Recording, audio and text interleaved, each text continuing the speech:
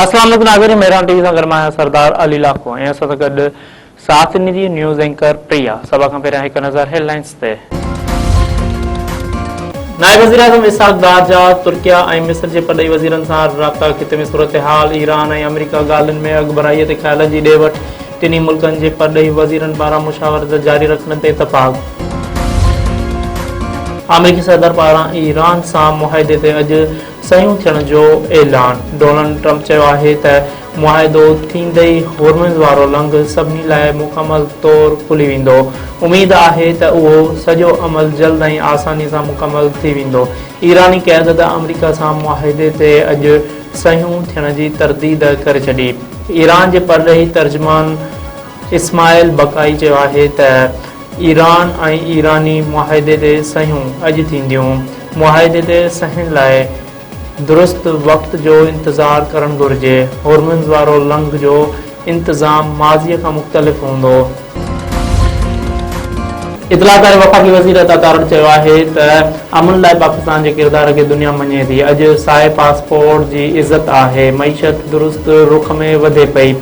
Budget ते एहतजाज ऐं तनक़ीद अपोज़िशन जो हक़ आहे, पर मुस्बत क़दमनि जी तारीफ़ बि ज़रूरु थियणु घुरिजे। क़ौमी असेंबली जे इजलास में ख़िताब कंदे अता तारड़ वधीक चयो त समूरनि शोबनि सां मुशावरत खां पोइ फ़ैसिला कया विया। बजट में हर तबिके जे घुरिजुनि खे पूरो कयो वियो आहे। वज़ीर आज़म शहबाज शरीफ़ मीसाक़ी मईशत जी आछ कई। काश मीसाक़ी मईशत जी आछ खे क़बूल कयो वञे हा। तारीख़ शहबाज शरीफ़ जो रियासत बचाइण वारो नारो यादि रखंदी। पीपल्स पार्टी चेयरमैन बिलावल भुट्टो ज़रदारी आज़ाद कश्मीर जा मसइला सियासी ऐं पुरअमन नमूने हल करण ते ज़ोर। मुज़ाहिरीन खे पुरअमन नमूने एहतजाज ख़त्म करण जी अपील करे छॾी। बिलावल भुट्टो ज़रदारी वधीक चयो आहे त आज़ाद कश्मीर में जारी बेचैनीअ सां कश्मीर काज़ ऐं पाकिस्तान जे साख खे नुक़सान पियो पहुचे। भारत ऐं इसराइल गठजोड़ करे फ़ाइदो हासिल करण जो मौक़ो मिली रहियो आहे। सियासी शिकायतुनि ऐं इख़्तिलाफ़नि जो जमहूरी आइनी ऐं पुरअमन हल कढियो वञे।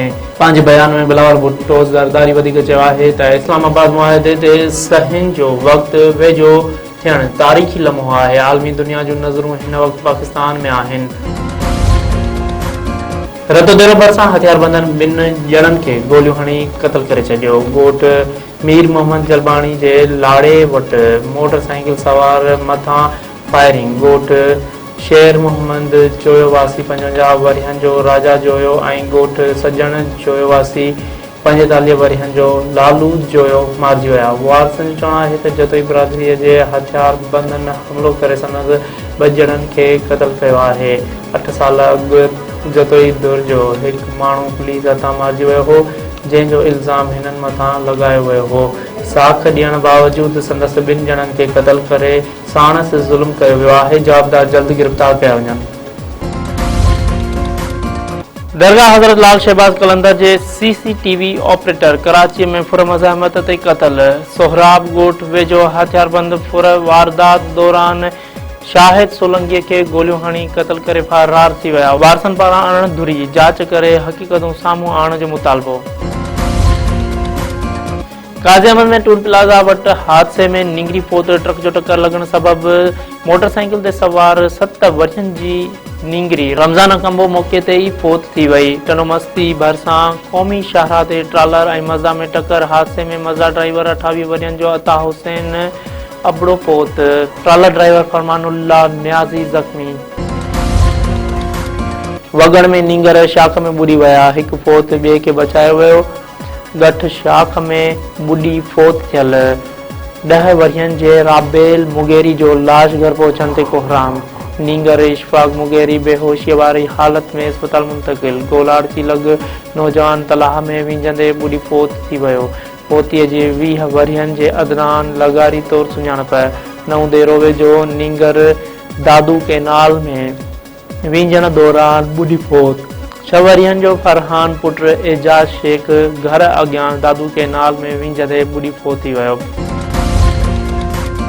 रोड़ी वेझो नौजवान जो लाश हथ सुञाणप न थियण करे लाश तालका अस्पताल मुंतक़िल। पुलिस मुताबिक़ नौजवान जो लाश दरगाह हज़रत सदरुद्दीन शाह भरिसां मिलियो आहे। नामालूम शख़्स लोडर रिक्शा ज़रिए लाश दरगाह भरिसां फिटो कयो आहे। CCTV फुटेज हासिल करे जांच जो दाइरो वधायो वियो।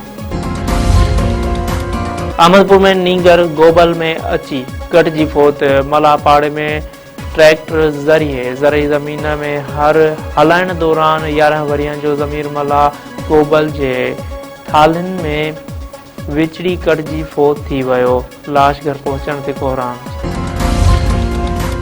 पुनेर जो अधरोट शख़्स घरभातियुनि खां नाराज़ थी आपघात करे छॾी।